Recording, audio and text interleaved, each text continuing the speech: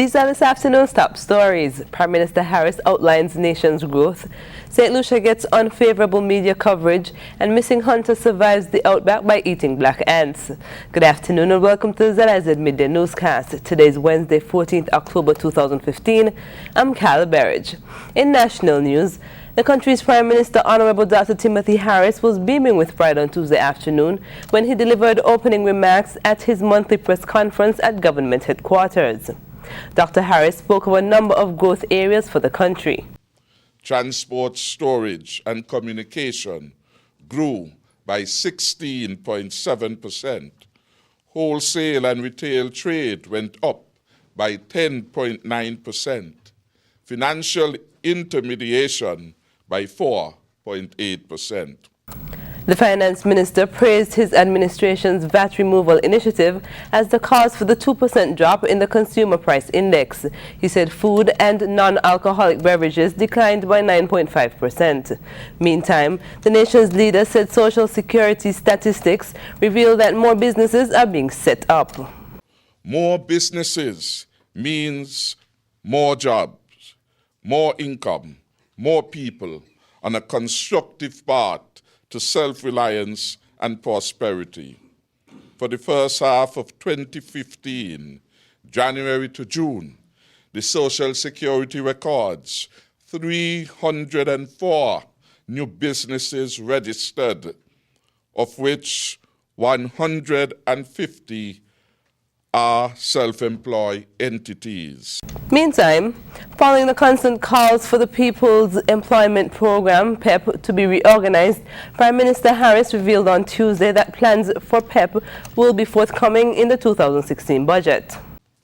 We are going to step up on PEP and make it better and more ennobling an experience for our citizens and residents. He said the government will ensure that persons enrolled in PEP are trained as they should have been in the early stages of the program.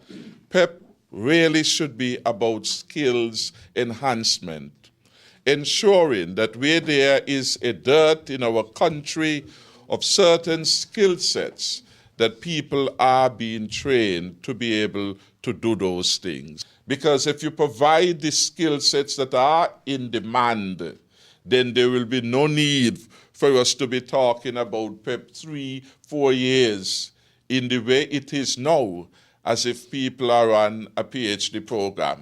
Prime Minister Harris also gave the assurance that the government does not intend to discontinue the program. We will not, as you put it, dismantle it. We will reorganize it. We will step it up. We will create something much more ennobling for the people. And we want them to get a fair chance, a fair share of the prosperity.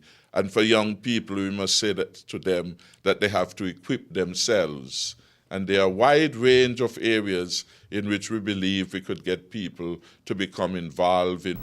Prime Minister Honorable Dr. Timothy Harris. Minister of Tourism, International Trade, Industry and Commerce, the Honorable Lindsey Grant, has been identified as the guest on today's edition of Working for You, which airs on ZIZ Radio at 1:30 p.m. A release from the St. Kitts and Nevis Information Service, SKNIS, states that Grant is expected to give an overview of his ministries with special focus on tourism industry. He will also address issues related to the challenges and opportunities at Port Zante. The release continues. Hosted by SKNIS's Director Lesroy Williams, Working for You offers news, views, reviews, and interviews of the Team Unity-led government of St. Kitts and Nevis.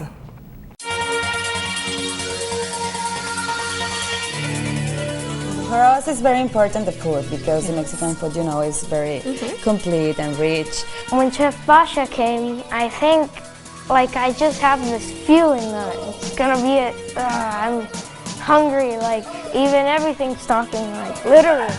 Well, we have an issue here, honestly.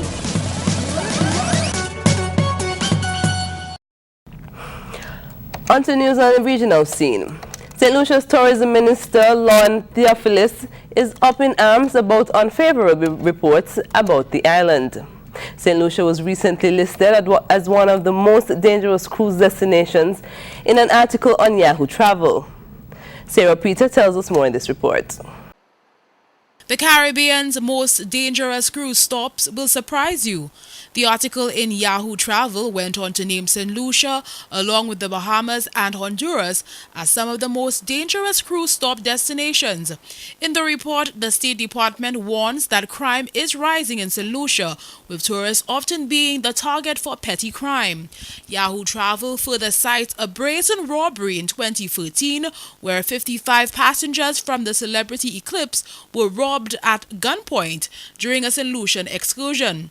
While not making direct reference to the article, Tourism Minister Lon Theophilus laments the negative impact unfavorable media coverage could have on the country. If there were a growing influx of crime in the island, it could affect tourist arrivals to the destination. But there's no need for IPA or anybody to come on at this stage and raise some unnecessary alarms. And the references actually were made to incidents that have taken place over a number of years. I think that people, more so the Vendors Association, should be noting that when we put things like this out, for example, on social media, it becomes visible to the entire world, and we must act with a sense of responsibility as well, because these things have the potential, they can potentially negatively impact our destination. Theophilus further dismissed reports that cruise lines may be considering pulling out. He specifically made reference to Norwegian Cruise Line. Theophilus has meantime called on members of the public to do more to protect the island's #1 economic earner. So we as a destination need to embrace the various things that come with the tourism product. Treat the tourists respectfully. Ensure that we provide services, including the Vendors Association more particularly. Provide services which will do just what we want them to do. Encourage the visitors to spend more money within our destination. Provide things that are unique. This is what the focus of the association should be on. Crime continues to be a thorny issue for tourism officials. In 2014, a British man was murdered and his wife injured after their yacht was attacked. For the DBS News World, I am Sarah Peter. In Guyana, local manufacturers of alcoholic beverages could soon be at a disadvantage as the government looks to calculate a new tax. The Guyana Revenue Authority, GRA, with approval from the Finance Ministry, will no longer be collecting taxes based on a fixed percentage of the product value on alcoholic beverages. The Revenue Authority is looking to introduce a specific tax on such commodities, which simply means the agency will have to calculate the tax based on the alcoholic strength on such products. GRA's acting communications manager, Melissa Beard, said the higher the alcoholic content, the more tax is expected to be paid as government increases its tax collection. So the higher content liquor, such as your vodka, is going to, of course, attract a higher tax than something like an imported beer. It is a major departure from the current manner in which we tax imports. And duties, of course, will not be affected. This is only affecting the taxes. The acting communications manager said GRA plans to meet with all local manufacturers and importers about the looming changes. Of course, we are soon to meet with the relevant stakeholders, our importers, and let them have a say in what will be going on. Because with any system that we put in place, we involve every category of stakeholders. As with any other system that we have implemented or any proposed implementation, we do expect that there are some sectors that might have an issue. But of course, that is why we have consultations, because that allows us to come to a general consensus. According to GRA, the collection of excise tax based on the specific tax is being done in several Caribbean states, and as such, the body believes the same should be adopted here. A lot of people think that fast bikes are cool, and the girls sure like the guys who ride them. But like so many things about life, you gotta be careful. Having sex without a condom is like riding a bike without a helmet. It's just plain dumb. It's okay to have fun as long as you're smart about it. My name is Daniel the Lion Fortress, and I'm different, and I'm making a difference. Live up, love, protect, respect. And internationally, A missing hunter was found in Australia's outback, clinging to life after 6 days, surviving on eating black ants. CNN's Michael Holmes reports. The missing man found in Australia's outback on Tuesday, clinging to life. Reginald Fogarty got lost on a hunting trip 6 days ago with no food or water.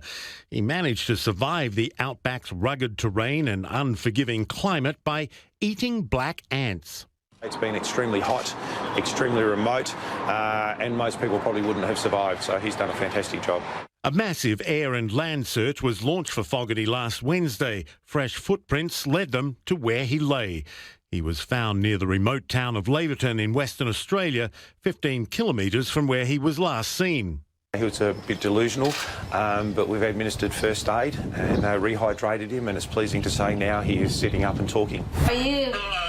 How you feel now? His family calling it a miracle. How you can survive for that 6 days without water and food, but it's a miracle. I'm really happy. Yeah. I don't know how to describe it.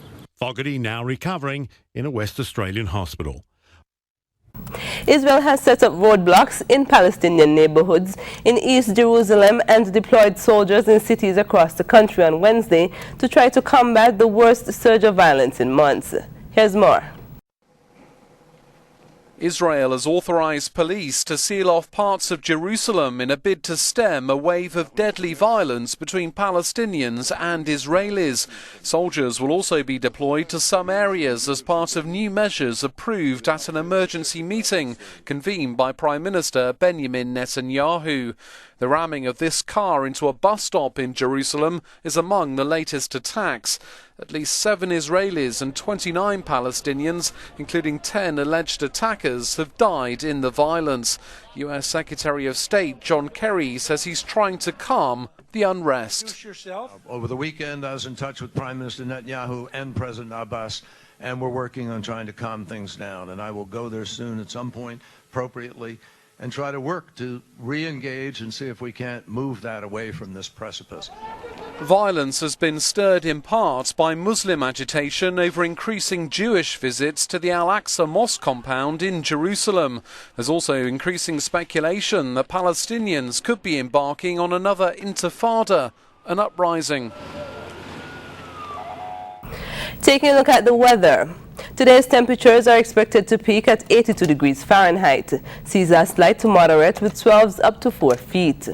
Skies will remain partly sunny in general today with winds blowing easterly at 9 to 16 miles per hour. Sunset this evening is expected at 5:50 p.m. with sunrise tomorrow at 6:04 a.m. And that brings us to the end of the ZIZ Midday newscast. Join us this evening for these stories and more in detail. Thank you for joining us. I'm Kyla Barrage.